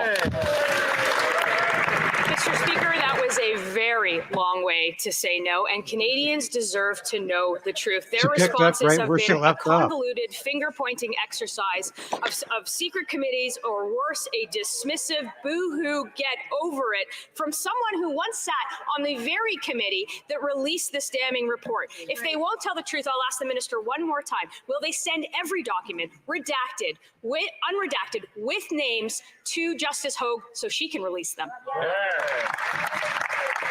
The Honourable Parliamentary Secretary to the Minister of Public Security. Well, Mr. Speaker, it's a shame that the Conservatives want to heckle, and the irony in the fact that they want to misrepresent what happened at committee. While Conservatives play partisan What a games, liar. we are steadfast in focus on countering foreign interference, in putting in place the measures that will strengthen our democratic institutions. Mr. Speaker, it's ironic that the Conservatives bring up the NSICOP committee, a committee they voted against, in fact, also pulled members off at one point. Mr. Speaker, we are going to do everything to ensure that our democratic institutions are protected from foreign interference. This is the airhead who said boo-hoo. But they finally got her up The honourable to member for tell a Mégantic-Lérac. pitiful tale. The truth, Mr. Speaker, How is that this pathetic Prime is this Minister country. has a long troubled history with foreign interference, from political funding to his admiration for China's basic communist dictatorship, to his ability to turn a blind eye to Secret Service reports. The National Security Committee of Parliamentarians has seen the light and brought to light courageously what the Prime Minister has known for a long time. Members are willingly cooperating with hostile foreign states. Will the Prime Minister, after 9 years of hiding, finally be transparent and tell Canadians who they are? The Honourable Leader of the Government in the House of Commons. Mr. Speaker, my colleague opposite knows full well that it is this Prime Minister and this government that put in place, despite the opposition of the member opposite, the NSICOP committee that provides oversight on our security agencies. So if it weren't for the initiatives No, I wasn't laughing at that. and all of the Laughing at measures taken to fight foreign interference, this other we comment. wouldn't know what we know today. And the member, despite his opposition, wouldn't have the information he wants to have today. The honourable member for Mégantic-Lérac. Yet we've had to twist the government's arm every time to have answers on foreign interference, Mr. Speaker. That is the truth. The Prime Minister knows this. He knows the names, and he still refuses to act. No Liberal member has suffered any consequences, even though he knows the names. You know, Mr. Speaker, hiding behind classified information to avoid acting to protect Canada's interest is no longer an excuse. Since he refuses to be transparent with Canadians, will he accept the common sense Conservative proposal to send the names and the facts to the Commissioner? The Honourable Government House Leader. Mr. Speaker, we have a hard time understanding this tone from the Conservatives on an issue that shouldn't be partisan. The member knows full well, and the Minister has reminded us, that confidentiality, these are very important secrets for Canada, and we could be subject to criminal prosecution if we disclose such information. This is not something we will do. Lie. I have a hard time understanding the partisan tone from the member opposite, and we will, of course, follow the laws in place. Look at them all clapping like The train honourable member for seals. Therese de Blainville. The Journal de Montréal painted a bleak picture of the job market this morning. According to Statistics Canada, the number of unemployed in Quebec jumped by 58,000 in 1 year. Thousands of full-time jobs are being lost. Very bad news because the federal government continues to abandon the unemployed. As the job market shows signs of malaise, 6 out of 10 workers are still not entitled to employment insurance. The Liberals have been promising reform since 2015. It's been 9 years. What are they waiting for? The Honourable Deputy Prime Minister and Minister of Finance. Thank you, Mr. Speaker. Answer the frozen Canadian. Look in the description and you can become a local, Inaudible. which is the same as membership. Yes, thank you for your support. Thank you, Mr. Speaker. Thank you for the question. I'd like to begin by saying that we understand the difficulties Canadians and Quebecers are facing, and that is why we are so pleased that we've had good news last week, which is the Bank of Canada's decision to lower the interest rate. The bank was able to do so thanks in part to our responsible fiscal policy that has allowed the level of inflation to decrease. The Honourable Member for Terrains de Blainville, and I will invite her to put her earpiece far from the microphone, please. The time to protect workers is now. Why do the Liberals always have to wait for a disaster before taking action? We need a single eligibility threshold of 420 hours.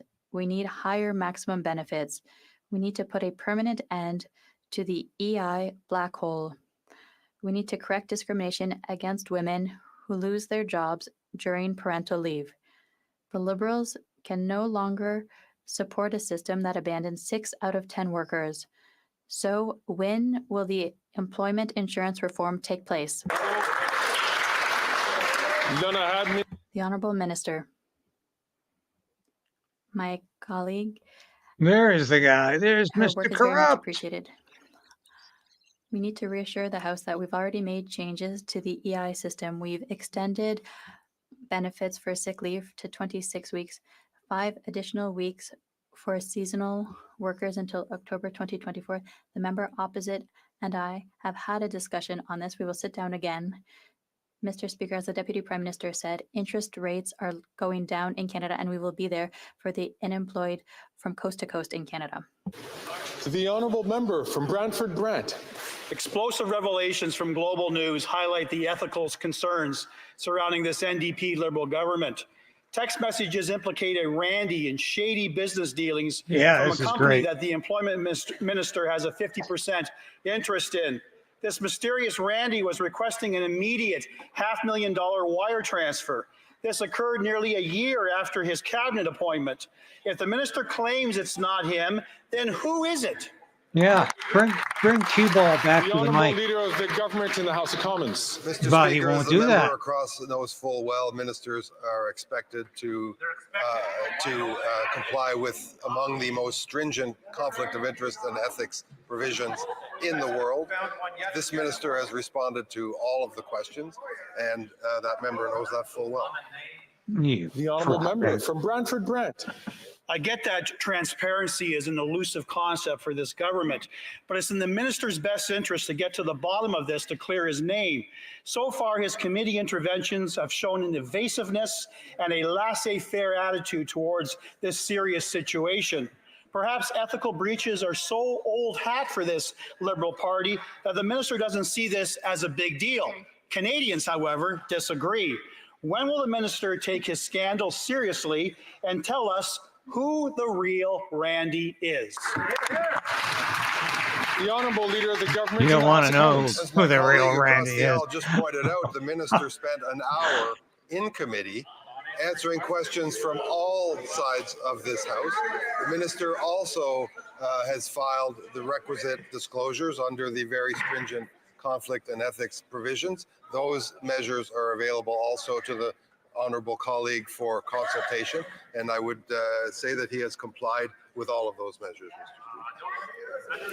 Speaker. The Honourable Member from Edmonton West. Mr. Speaker, the government House Leader and the Minister of Employment are not fooling anyone. The company at the center of the scandal admits there is this other Randy. But at the same time, they claim to have forgotten what his last name is.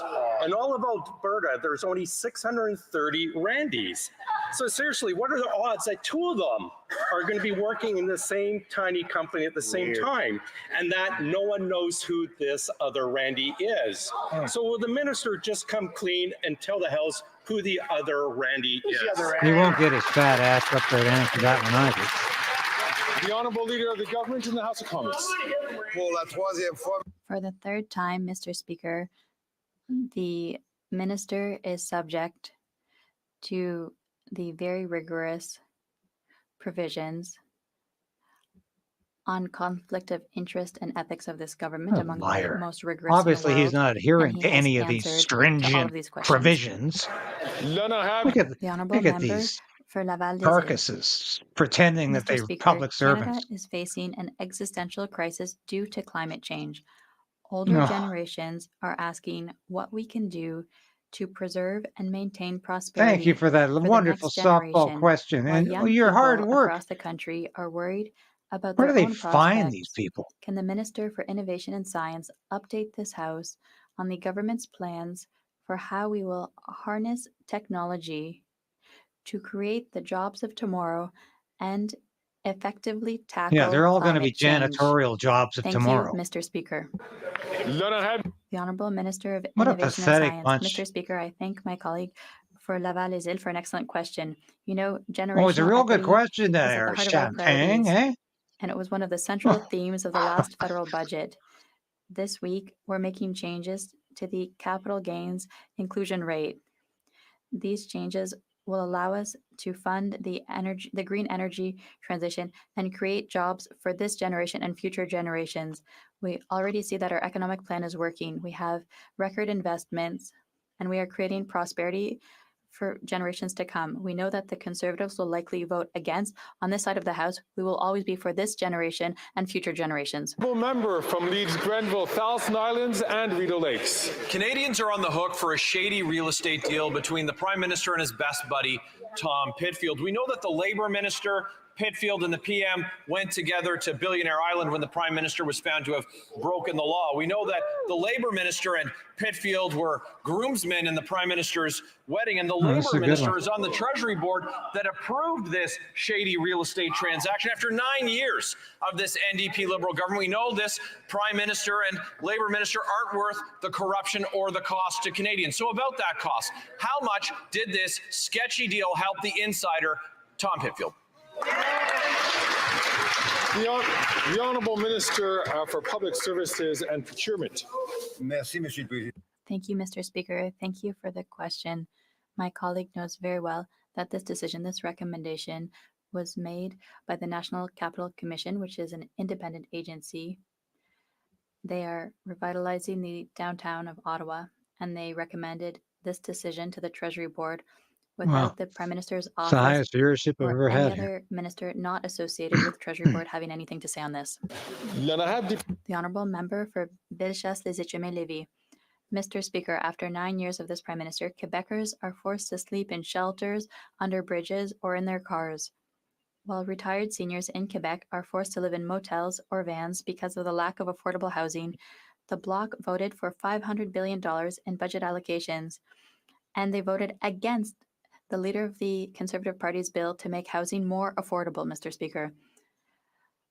What do the Prime Minister and the Bloc leader have to say to seniors living in vans because they don't have housing, Mr. Speaker? Your explanation, The Honourable very Deputy Prime Minister clear, and Minister of cogent, Finance. and accurate point. Mr. Speaker, thank you for the question. We understand the importance of investments in housing, investments in affordable housing. We also understand the importance of investments in affordability, like, for example, dental care, which is very popular in Quebec for Quebec seniors. But we know that we need to fund all of the investments. So I have a Freeland's not going to be question able to stand for up all of much the longer. Conservative members. Will they support our measure for generational equity with taxes to fund investments? The Honourable Member for Bellechasse-les-Etchemins-Lévis. Mr. Speaker, after 9 years of this Liberal government, homelessness is becoming a major concern in Quebec. The resulting insecurity is becoming unbearable for Quebecers. The Bloc voted for $500 billion in budget allocations, and Quebecers are the ones paying the price, left to fend for themselves in the midst of a housing crisis. The Bloc and the Prime Minister are simply not worth the cost. Can this Bloc-supported Prime Minister think of Canadians and stop voting against every Conservative Party measure to alleviate suffering of Quebecers? The Honourable Deputy Prime Minister and Minister of Finance. Mr. Speaker, I just spoke about necessary investments that we are making. We also understand that we need to make these investments responsibly on the fiscal side. And that is why now we are going to ask the question to each member here, Right on, Don. including the Spank Conservatives, that tomorrow. like button. Are they ready Thanks for to sticking with me support through this whole our time here. You guys are equitable wonderful. approach on taxes, or do they want to continue to support the wealthy? The Honourable Member from West Vancouver, Sunshine Coast, Sea to Sky Country. Monsieur le Président. Mr. Speaker, if we were creating our tax system from scratch, what choices would we make as Canadians? Would we give the greatest tax advantages to those who make the most money? Or would we insist on each of us paying our fair share? The What next does generation fair of young share mean? Canadians are leading And the this way imbecile and telling doesn't us that know they either. want a fairer and forward-looking Canada. Can the Deputy Prime Minister and Minister of Finance tell this House how the government is making this vision You a paid your reality? fair share in a communist country, didn't you? The Honourable Deputy Prime Minister and Minister of Finance. Mr. Speaker, I'd like to thank my colleague for his hard work. Mr. Speaker, equity is a Canadian Hard value. work. None of these people are working Many hard. They're of the hardly wealthiest working. Canadians make most of their money through investments, and they often wind up paying a lower overall tax rate than a nurse or a carpenter. That is not fair. Today, our government is introducing changes that will result in a more fair system. I hope all members will support these important measures. The Honourable Member from Courtenay, Alberni. Mr. Speaker, there's been a nearly 40% increase in fraud since 2021, and the Liberals clearly have failed to protect Canadians. These scams disproportionately impact seniors and cost people millions of dollars. One senior in my riding, Peggy, is selling her house after losing her life savings to a phone scam. We urgently need better policies and regulations, including improved safeguards, more education campaigns, and better enforcement. Why is this government failing to protect vulnerable Canadians from increasing levels of fraud? The Honourable Parliamentary Secretary. Thank you, Mr. Speaker. Obviously, we're very concerned as a government with any instances of online fraud that we see. I note that our recent Budget Implementation Act has numerous measures to crack down on anti-money laundering and crime related to fraud. We've done lots of work in this area successively in both the fall economic statement and the BIA. Oh, I see where I'm losing everybody. To the matter that the member opposite has raised. The honourable member from Saanich, Gulf Islands. Thank you, Mr. Speaker. Now that I've received confirmation from the Privy Council office, Well, I'm we're to almost read at the end full, here, folks. unredacted report Just of the bear National with me another Security and 5 Intelligence minutes. Committee of Parliamentarians later today. I would like to ask the Honourable Minister for Public Safety if he would be willing to meet with me tomorrow to discuss ways that we can, within the letter of the law, work together to ensure greater transparency around this critical issue. The Honourable Parliamentary Secretary to the Minister of Public Safety. Mr. Speaker, I thank the leader of the get Green out of here. Party for availing herself and accepting the offer that the minister has written to all party leaders to get their security clearance to be able to read this important report. Mr. Speaker, I know the minister would be happy to continue discussing that with her as he does with all You watch my next parliamentarians. episode I'll on certainly Friends. raise this with him in terms of scheduling, but I will point out, Mr. Speaker, once again, that we urge the Conservative leader to receive his security clearance so he can be better informed on the issues of foreign interference. And so brings us to an end of an exceptional We did it, question folks. period. Je reconnais qu'il y I a know des- we all want to go recognize watch that the member Redacted of now. Lac-Saint-Jean has Okay. Thank you so much for the patience today and for watching this with me and enduring everything. And we had a lot to talk about today. I'll be back again tomorrow, probably with another broadcast as well as another live QP. Thank you so much. You're appreciated. And we'll see you all again soon. God bless.